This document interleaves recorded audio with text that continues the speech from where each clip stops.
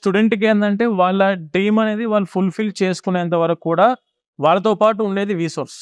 Yes. ఒకసారి student మన ఆఫీస్‌కి విజిట్ అయిన తర్వాత కూడా విజిట్ అయినాక అతని యొక్క డ్రీమ్ ఏదైతే యూనివర్సిటీ ఏదైతే కంట్రీ అనుకుంటున్నారో దానికి మాక్సిమం మనము అడ్మిట్ తెప్పియడానికి కానివ్వండి, కన్ఫర్మ్ అడ్మిషన్ తెప్పియడానికి కూడా మన ట్రయల్స్ అనేది మనం చాలా ఎఫర్ట్స్ పెడతాం మనము. రైట్. కానీ అది స్టూడెంట్ కూడా మ్యాచ్ అవ్వాలి ఆ యూనివర్సిటీకి. ఇప్పుడు ఆ యూనివర్సిటీకి కూడా వాళ్ళ రిక్వైర్మెంట్స్ ఉంటాయి. ఆ రిక్వైర్మెంట్స్ కూడా స్టూడెంట్ మ్యాచ్ చేసినప్పుడు వాళ్ళు అనుకున్న యూనివర్సిటీలో మనం ఇప్పేయడానికి అయితే ఎటువంటి ఇబ్బంది ఏం లేదు. Yes. But mostly will be trying our level best to get the admission in the specific university. ఆ స్టూడెంట్ అనుకున్న స్పెసిఫిక్ యూనివర్సిటీ చేయడానికి ట్రై చేస్తాం. అతనికి వీసా వచ్చేంత వరకు కూడా హెల్ప్ చేయడానికి రిసోర్స్ అయితే ఎప్పుడు ఉంటుంది మేడం. సో ఇప్పుడు అర్థమైంది నాకు సెకండ్ ఫ్లోర్కి వచ్చిన తర్వాత రీసోర్స్ అన్న సౌండ్ అబ్రాడ్ లో ఎందుకు అంత ఎక్కువగా వినిపిస్తుందని. మరి నెక్స్ట్ ఫ్లోర్ లో ఏముంటుందో చూద్దాం. ఎస్. సో నాగేంద్ర గారు, రీసోర్స్ థర్డ్ ఫ్లోర్ లో మ్యాజిక్ జరగబోతుంది. ఇక్కడ ఏం జరుగుతుంది?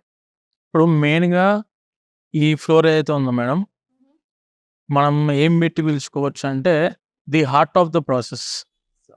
ఓకే. టోటల్ స్టూడెంట్ అప్లికేషన్ దగ్గర నుంచి స్టార్ట్ చేసి వీసా ఫైలింగ్ వరకు కూడా మొత్తం జరిగేది ఇందులోనే. ఇప్పుడు మనము గ్రౌండ్ ఫ్లోర్ చూసాము, that is for education loan. And first floor చూసాం, that is for mock interviews, లేదంటే మన back end team preparation and training R&D squad team కోసం. అండ్ దానితో పాటు సెకండ్ ఫ్లోర్ వచ్చేసి total counselling for all the countries and for all the universities. ఈ third floor ఏదైతే ఉందో స్టూడెంట్ యొక్క అప్లికేషన్, అంటే ఒక యూనివర్సిటీ అప్లికేషన్ దగ్గర నుంచి స్టార్ట్ చేసి యూనివర్సిటీ వాళ్ళతో కరెక్ట్గా ఫాలో అప్ చేసుకుంటూ వాళ్ళ అడ్మిట్స్ తెప్పేయడము. దాంతోపాటు మెయిన్గా చాలామంది కన్సల్టెంట్లు ఫోకస్ చేయడం ఒక చిన్న పాయింట్ ఏంటంటే స్కాలర్షిప్స్. ఓకే. ఇప్పుడు మన దగ్గర నుంచి ఏ ఒక్క స్టూడెంట్ ఏ యూనివర్సిటీకైనా across the world, it may be US, UK, మనం అనుకున్న ఏ కంట్రీస్ అయినా కానివ్వండి, ఒక యూనివర్సిటీకి ఒక స్టూడెంట్ అప్లికేషన్ పెట్టారంటే ప్యారలల్గా ఆ యూనివర్సిటీ అప్లికేషన్తో పాటు స్కాలర్షిప్స్ కూడా అప్లై చేస్తాం మనం. అవన్నీ జరిగేది ఇక్కడ నుంచే. యూనివర్సిటీ అప్లికేషన్తో పాటు స్కాలర్షిప్స్ అప్లికేషన్స్ కూడా పెట్టి, ఇప్పుడు యూఎస్ఏలో చాలా యూనివర్సిటీస్ ఏంటంటే 40%, 50% వరకు స్కాలర్షిప్స్ ప్రొవైడ్ చేస్తున్నాయి. ఒక 10 లక్షల రూపాయల యూనివర్సిటీ ఫీజు అనుకోండి, ఒక 10 lakhs యూనివర్సిటీ ఫీజు అప్రాక్సిమేట్గా ఒక యూనివర్సిటీ ఫీజు ఉంటే 5 లక్షల రూపాయలు స్కాలర్షిప్ వస్తుంది స్టూడెంట్కి.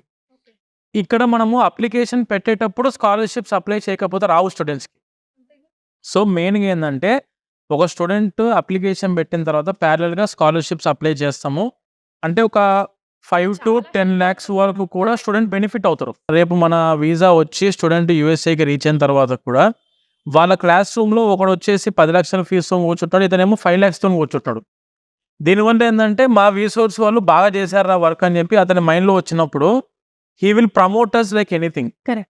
అంటే వాళ్ళ ఊర్లో కానివ్వండి, వాళ్ళ ఫ్రెండ్స్లో కానివ్వండి, చాలా మందికి అది నువ్వు అక్కడికి వెళితే నీకు ఫీజులో చాలా డిఫరెన్స్ వస్తుంది. స్కాలర్షిప్స్ పెడుతున్న వాళ్ళు బయట చాలా మంది స్కాలర్షిప్స్ లేకుండా మన యూనివర్సిటీకి వచ్చారు ఇక్కడికి, నువ్వు వాళ్ళ దగ్గరికి వెళ్ళి అని చెప్పి ఒక్కసారి మౌత్ ప్రమోషన్ స్టార్ట్ అయితే madam, that is more than enough for a consultant.